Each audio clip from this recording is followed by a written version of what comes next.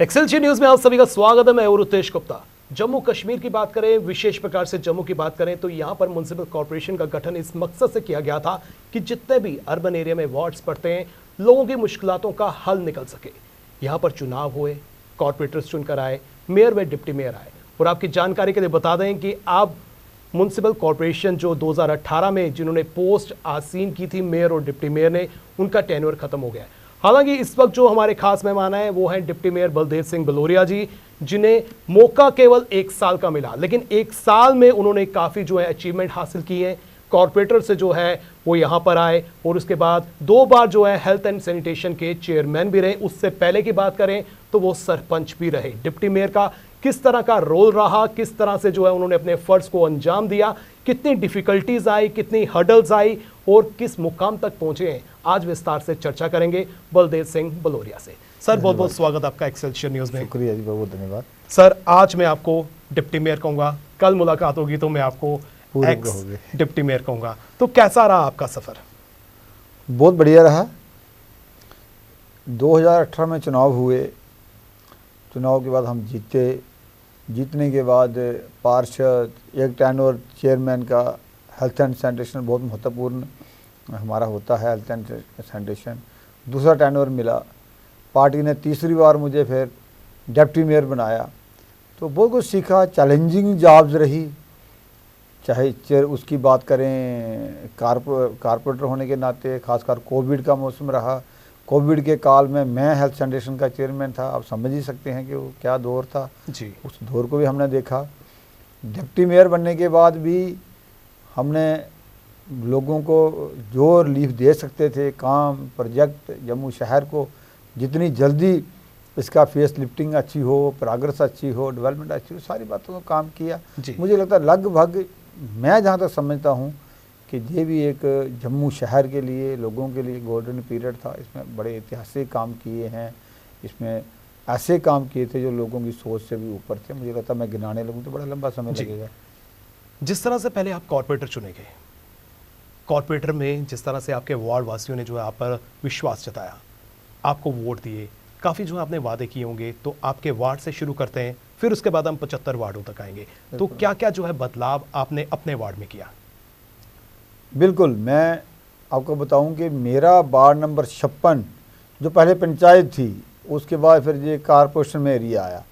पहला ऐसा वार्ड था जम्मू म्युनिसिपल कॉर्पोरेशन में मेरा, जो मैंने किया लोगों के सहयोग से, जम्मू म्युनिसिपल कॉर्पोरेशन के अधिकारियों के सहयोग से, कि पहला एक वार्ड था मेरा, पहला जम्मू म्युनिसिपल कॉर्पोरेशन में जो डस्टबिन फ्री वार्ड हुआ। मेरा एक पहला वार्ड था जिस वार्ड में सारे जो गार्बेज के होते हैं वो ढेर बड़े बड़े, वो ख़त्म हुए। मेरा पहला एक वार्ड था, मैंने किया, आते ही शुरू कर दिया कि जिस वार्ड में door to door collection, 100% door to door collection. मेरा पहला वार्ड ऐसा हुआ जम्मू म्युनिसिपल कॉर्पोरेशन में जिसने सेग्रीगेट करके माल देना शुरू किया जी। मेरा पहला एक ऐसा वार्ड हुआ जिस वार्ड को हमने कोडिंग की। हर घर के बाहर एक जेएमसी वार्ड नंबर 56 करके 1 2 3 2583 घर थे। 2583 घरों की कोडिंग की, उनकी डिटेल ली। डिटेल के बाद फिर हमने उनका सारा डाटा रखा, उनको जो समस्या आती थी वो उस हिसाब से जानी जाती थी। मेरे वार्ड को लगातार स्वच्छ वार्ड का अवार्ड मिलता रहा जी। मुझे लगता है कि एक अच्छा था, लोगों का सहयोग मिला, लोगों ने भी बड़ा अच्छे तरीके से सहयोग किया। डिप्टी मेयर साहब, आपने स्वच्छता की तरफ जो है इशारा किया, तो मैं आपका ध्यान केंद्रित करना चाहूँगा। जिस तरह से आप हेल्थ एंड सैनिटेशन के भी चेयरमैन रहे, जम्मू की बात करें तो आज भी इंडोर जो है नंबर 1 है। जम्मू जो है अभी रैंकिंग में जो है सुधार देखने को मिला है, लेकिन एज़ कम्पेयर टू हम कश्मीर बात करें तो कश्मीर की रैंकिंग काफ़ी अच्छी है, जम्मू की अभी काफ़ी डाउनफॉल में है। तो क्या उम्मीद कर सकते हैं और क्या कमियां आपको लगी हैं, या फिर आपको लगता है कि काफ़ी सुधार किया गया है? कब जम्मू जो है नंबर 1 आएगा? मैं आपको बताऊं कि जब हमने टेक ओवर किया तब जम्मू म्युनिसिपल कॉर्पोरेशन का 200 मैट्रिक टन कचरा जो है वो डेली उठाया जाता था और पोर्ट भरवाया जाता था। हमारी मेहनत, कॉर्पोरेटरों की मेहनत करके आज के समय में 500 मैट्रिक टन कचरा इसी शहर से निकल के वहाँ जा रहा है। बहुत बड़ी बात है। जहाँ तक आपने रैंकिंग की बात की, जब हमारी रैंकिंग बहुत नीचे थी, इन 5 साल में हमने रैंकिंग अपनी ऊंची की है जी। लेकिन कुछ चीज़ें ऐसी होती हैं जिसके रैंकिंग में नंबर होते हैं कि जो हम कचरा लेते हैं, यहाँ से तो ले जाते हैं लोगों से घरों से उठा के, वहाँ गीला कचरा अलग करना, सूखा अलग करना, उस कचरे का निस्तारण करना, डिस्पोजल करना, वो एक यूनिट होता है। अब 80 करोड़ रुपए का यूनिट लगा के हमने कोट बलवाल में लगाया है। उसके बहुत नंबर होते हैं, उसमें रैंकिंग हम डाउन आ जाते हैं। ODF फ्री करना, कि लोग बाहर शौच करने तो नहीं जाते जी, उस चीज़ का हमने बाथरूम बनाए, ODF फ्री कर दिया, उसके नंबर होते हैं। NGT की गाइडलाइंस होती हैं कि जम्मू शहर से तवी है, सूर्यपुत्री तवी है, इसमें कितने नाले जाते हैं, इन नालों का पानी इसमें जाता है, वो भी जब होता है तो वो उसमें हमारे नंबर कटते हैं। लेकिन अल्टीमेटली हमने जम्मू शहर को साफ़ सुथरा करने के लिए बहुत मेहनत मतलब कि काफ़ी पैरामीटर है जिस पर वर्कआउट करने की आवश्यकता है। बिल्कुल, और सरकार से फंडिंग की भी ज़रूरत है। अभी देखो हमने नेफेड की मदद से 80 करोड़ रुपए की लागत से कोट बलवाल में हम प्रोजेक्ट लगा रहे हैं। जब ये प्रोजेक्ट लग जाएगा तो मुझे लगता है ये रैंकिंग खुद ब खुद हमारी ऊपर चलेगी। भदौरिया साहब, सबसे पहले आप कॉरपोरेटर रहे और काफ़ी जो है आपने अपने वार्ड में सुधार किया। जम्मू की बात करें तो जम्मू में 75 वार्ड हैं और 75 के 75 वार्ड जो हैं आपके अधीन आते हैं, क्योंकि आप डिप्टी मेयर रहे हैं, तो डिप्टी मेयर हैं आज, तो एग्जाम्पल जो है आपके वार्ड की दी जाती है। 75 के 75 वार्ड की एग्जाम्पल क्यों नहीं दी जाती? देखो, कहीं से तो शुरुआत होनी थी। कहते हैं ना, चैरिटी बिगिन फ्रॉम होम। मैंने अपने घर से शुरू किया। देखो भाई, वार्ड नंबर 56 में अगर डस्टबिन फ्री हो सकता है तो बाकी वार्ड क्यों नहीं हो सकता, जो आपने पूछा। उसके साथ साथ और वार्ड भी हुए, कुछ और कारपोरेटर्स ने मेहनत की, वो डस्टबिन फ्री हुए। मैंने कहा अगर मेरा वार्ड जो है उस वार्ड में 100% डोर टू डोर कलेक्शन हो सकती है, ऑटो घर घर जा सकता है, तो बाकी क्यों नहीं हो सकते। उन वार्ड उस तरफ भी लोग बढ़े। मैंने कहा मेरे वार्ड का रेवेन्यू इतना आ रहा है, मेरे वार्ड में अगर हर व्यक्ति 100 रुपया देता है, दुकानदार 200 रुपया दे रहा है, सभी दे रहे हैं, मेरा वार्ड कोई कमर्शियल नहीं है, तब भी हम रेवेन्यू में पहले दूसरे नंबर पे आ रहे हैं, तीसरे नंबर पे, तो 75 वार्डों का क्यों नहीं हो सकता। तो मेरे को फॉलो किया है कारपोरेटर्स ने। यही कारण है कि जब मैं टेक ओवर किया हमने कारपोरेशन, तो 10 साढ़े 10 लाख रुपया रेवेन्यू हेल्थ सैनिटेशन यूनिट का आता था। आज के लिए 2 करोड़ रुपया पर मंथ आ रहा है, 2 करोड़ से भी ऊपर आता है। तो यही कारण था कि हमने करके दिखाया है। जब हम खुद करके दिखाएंगे लोग उसको फॉलो करेंगे। यही कारण है कि आपको पूरे शहर में ऑटो घूमते दिखते हैं। कुछ हुआ लेकिन इनडेफिनेट एक मतलब एक एंडलेस प्रोसेस होता है, चलता रहता है, और सुधार होगा। डिप्टी मेयर साहब, जब से आपने पदभार संभाला है, डिप्टी मेयर की पोस्ट संभाली है, और मेयर साहब ने भी इशारा किया था कि 24 घंटे जो है वर्क कल्चर लाएंगे, और लोगों की काफ़ी उम्मीदें जो हैं आप दोनों से जुड़ गई और लोग जो हैं काफ़ी आपसे मिलने भी आते हैं। और अब जिस तरह से टेन्योर ख़त्म हो रहा है, तो लोगों के लिए जानना चाहूँगा लोग कैसे अप्रोच करेंगे, और जिस तरह से कोई समस्या होती थी वो टेलीफोनिकली या फिर आजकल सोशल मीडिया का ज़माना है, व्हाट्सएप ग्रुप में जो है वो आपको फॉरवर्ड कर देते, अब इन फ्यूचर वो किस तरह से अप्रोच करेंगे, और क्या लगता है कि अब अगर वो अप्रोच करते हैं तो उनकी समस्याओं का हल निकल पाएगा? बहुत बढ़िया, आपने बड़ा एक इम्पॉर्टेंट प्रश्न किया रितेश जी आपने। सबसे पहले मैं बता दूं, जो सामाजिक व्यक्ति है वो कभी फ्री नहीं होता। दूसरी बात कही, हमारा ऑफिस बंद हुआ है, हमारा हार्डवेयर बंद हुआ है, हमारा टेलीफोन बंद नहीं हुआ है, ये चलता रहेगा, लोगों में काम होते रहेंगे। जैसे ऑफिस हमारा जहाँ चलता था वैसे हमारा अपना ऑफिस है, वहाँ आएंगे लोग, आगे भी आते हैं, बहुत आते हैं, उनके काम होंगे। कारपोरेशन से रिगार्डिंग जब तक नई टीम नहीं आती तब तक हम एक जो हमारे लाइजन है, सिस्टम है, उसके साथ काम करेंगे। लोगों की चाहे सफाई की व्यवस्था हो, चाहे विकास के कार्य हो, चाहे लोगों को और अपनी समस्याएं हैं, हम लगातार लोगों के बीच रहेंगे और ज़्यादा जिम्मेवारी के साथ हम काम करेंगे। डिप्टी मेयर साहब, हालांकि चुनाव जो है आपके हाथ में नहीं है, लेकिन मैं ये जानना चाहता हूँ चुनाव डिले हो रहे हैं, इसकी वजह क्या है? बिल्कुल, आज हमारा एक समारोह था, हानरेबल लेफ्टिनेंट गवर्नर साहब सिन्हा जी वहाँ आए थे। उन्होंने बड़ा क्लियर किया कि सुप्रीम कोर्ट की गाइडलाइन है। उन्होंने कहा कि समाज की कुछ, सोसाइटी की कुछ सेक्शंस ऐसी हैं जिनको एज पर लॉ आपने रिजर्वेशन देनी पड़ती है, वो जम्मू कश्मीर में है नहीं। 370 टूटने के बाद तो आपको वो करना होगा, तब जाके आप चुनाव करा सकते हो। तो उसके लिए एक तो रिजर्वेशन है वो होनी है, दूसरा एक बहुत बड़ी एक प्रॉब्लम है जहाँ पे कि किसी वार्ड का 3000 वोट है जी, किस वार्ड के 20,000 वोट है, इतनी पॉपुलेशन है, लेकिन जब पैसे आते हैं तो हर वार्ड को बराबर बराबर आते हैं। जो 3000 वोट वाला वो तो ठीक रहता है, लेकिन जिस वार्ड के 20,000 वोट हैं वो बेचारा परेशान हो जाता है, उसका विकास नहीं होता। वो कहता है मुझे पॉपुलेशन के हिसाब से पैसे दो। अब हम डिलिमिटेशन करने जा रहे हैं, इसके साथ साथ वो भी हो रही है, और जल्दी ही ये ख़त्म होगी, गवर्नर साहब ने कहा, और जल्दी ही चुनाव होंगे, आज वो कह के गए। मतलब कि रिवाइज किया जा रहा है और उसके बाद जैसे आपका वर्कआउट कंप्लीट हो जाएगा उसके बाद जो है यहाँ पर चुनाव फौरन होंगे। चुनाव होंगे। तो डिप्टी मेयर साहब, मैं आपसे ये भी जानना चाहता हूँ कि जिस तरह से अभी जो प्रोसेस है, प्रेजेंट प्रोसेस है कि कॉर्पोरेटर्स द्वारा जो है मेयर और डिप्टी मेयर चुने जाते हैं, क्या आने वाले चुनावों में डायरेक्ट वोटिंग हो सकती है कि आम जनता ही जिस तरह से वो कॉर्पोरेटर को चुनती है उसी तरह से अपने मेयर और डिप्टी मेयर को भी चुने? सरकार ने फैसला करना है, लेकिन कुछ स्टेट्स ऐसी हैं, यूपी में हैं और स्टेट्स हैं, वहाँ पे मेयर की डायरेक्ट इलेक्शन होती है, डिप्टी मेयर की तो नहीं होती, मेयर की डायरेक्ट इलेक्शन होती है। मुझे लगता है कि ये कोई सरकार ने, इलेक्शन कमीशन ने फैसला करना है, ये भी करे तो अच्छी बात है, ऐसा भी होना चाहिए। इंडिविजुअली आपकी क्या राय है कि डायरेक्ट होनी चाहिए वोटिंग या फिर कॉर्पोरेटर्स द्वारा ही जो है मेयर या डिप्टी मेयर चुने जाएं? हर चीज़ के मेरिट और डिमेरिट्स होते हैं। जो डायरेक्ट जीत के आएगा उसमें ये रहेगा कि कारपोरेटरों की उतनी ज़्यादा सुनी नहीं जाएगी।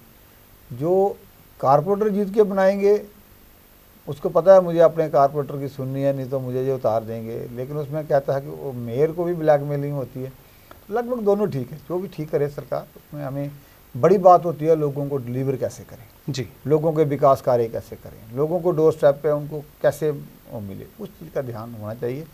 सरकार का काम है, हमारा काम नहीं है। मेयर आता है, डायरेक्ट आता है तब भी ठीक है, कारपोरेट बनते हैं तब भी ठीक है, कोई ऐसी बात नहीं। भदौरिया साहब, काफ़ी जो है अचीवमेंट इस टेनर में हमें देखने को मिली है। हालांकि जो समय है आपको केवल 1 साल का मिला। अगर आपको लगता है कि अगर आपके पास टेन्योर ज़्यादा होता तो ज़्यादा जो है यहाँ पर डेवलपमेंट हमें देखने को मिलती, और इस पीरियड के दौरान क्या हर्डल्स जो है आपने महसूस की कि कुछ हर्डल्स थी, डिफ़िकल्टीज रही हैं?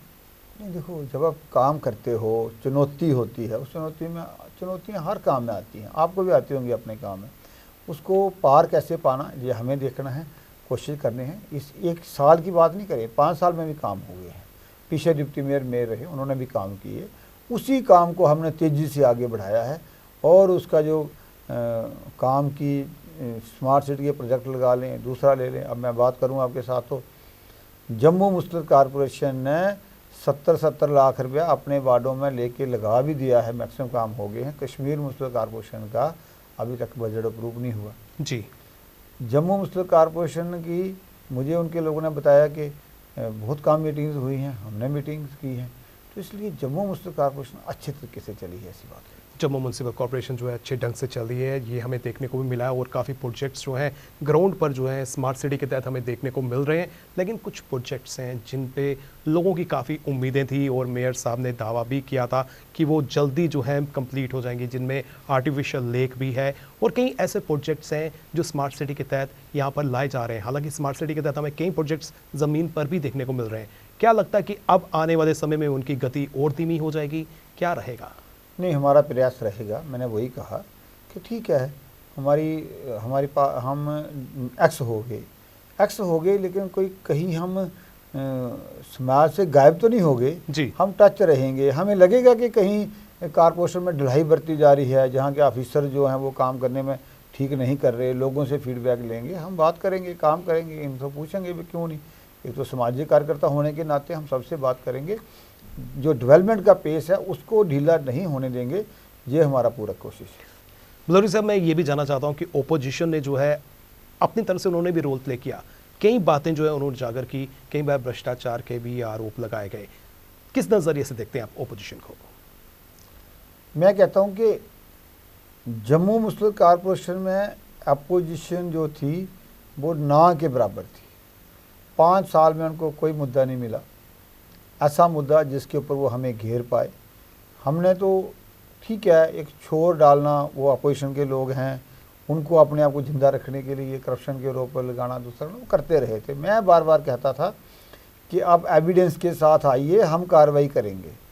लेकिन आज तक 5 सालों में कोई व्यक्ति इस तरह की वो लेके नहीं आ पाया इस तरह, क्योंकि कारपोरेटर ने काम किया है।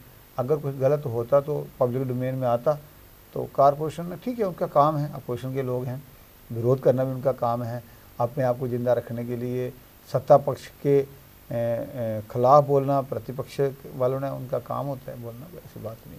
भदौरिया साहब, एक और इम्पॉर्टेंट इशू रहा है प्रॉपर्टी टैक्स। हालांकि प्रॉपर्टी टैक्स जो है अभी नहीं लग रहा है और ये भी आश्वासन दिया गया है कि अभी आने वाले दिनों में भी नहीं लगेगा। क्या लगता है कि जब चुनाव हो जाएंगे उसके बाद जो है प्रॉपर्टी टैक्स लगाया जाएगा?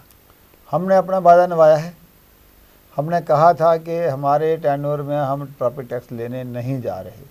आज तक हमने प्रॉपर्टी टैक्स नहीं लिया है। मुझे उम्मीद है अभी तक आगे भी नहीं होगा। हमने शुरू से ही कहा था कि अभी कोविड से उभरे हैं, जम्मू कश्मीर की स्टेट जो है स्पेशल स्टेट है, इसके जहाँ हालात कब क्या होने कुछ कह नहीं सकते, व्यापारी आगे परेशान है, तो नहीं लेना है तो नहीं लिया। अब आगे क्या होता है आगे की बात। क्या ये चुनावों को देखकर फैसला लिया गया था? नहीं, सब बातें टीवी चैनल पे कहने वाली नहीं होती, लेकिन हमने भी कहा कि अभी टैक्स नहीं लेना है। हमने लोगों के साथ कमिटमेंट की है, हम नहीं लेंगे। कोई शोर बीच में पड़ा लेकिन हमने नहीं लिया। तो जब भी चुनाव होते हैं तो क्या लगता है कि भाजपा कितनी सीट्स जो हैं वो हासिल करेगी? पहले हमारे पास 43 सीट थी। जिस तरह के कारपोरेटर्स ने हमारे ने काम किया है, जिस तरह पार्टी ने सपोर्ट की है, जिस तरह जम्मू को एक चेहरा बदला है, विकास किया है, मुझे लगता है कि मैं मानता हूं कि इस बार अगर चुनाव होते हैं तो भारतीय जनता पार्टी 60+ जाएगी, 60+ सीटें लेके आएगी और अच्छी थम्पिंग मेजॉरिटी के साथ जीतेगी। मुझे पूरा विश्वास है। बहुत बहुत शुक्रिया भलोरिया साहब, आपने हमें समय दिया। ये थे बलदेव सिंह भलोरिया जी, जिन्होंने काफ़ी शानदार जो है एज ए डिप्टी मेयर जो है अपना रोल प्ले किया और काफ़ी लोग जो है इनके साथ जुड़े हैं। और इनके वार्ड की पर्टिकुलर बात करें तो इनके वार्ड की काफ़ी प्रेज़ जो है हर कोई करता है और ऐसी ही एग्जाम्पल्स जो है हमें 75 वार्ड्स में भी देखने को मिलनी चाहिए थी, हालांकि वो हमें देखने को नहीं मिली है। और रही बात डिप्टी मेयर साहब की, इनका टेन्योर आज समाप्त हो रहा है, लेकिन इनके दरवाजे जो हैं आम जनता के लिए हमेशा खुले हैं, चाहे दिन हो चाहे रात हो। As a local representative, as a local leader जो है ये पब्लिक के साथ मिलते रहेंगे, पब्लिक की मुश्किलातों का हल निकालते रहेंगे। फिलहाल करण सिंह और मुझे यानी कि रितेश गुप्ता को दीजिए इजाजत और आप देखते रहें एक्सेलशियन न्यूज़।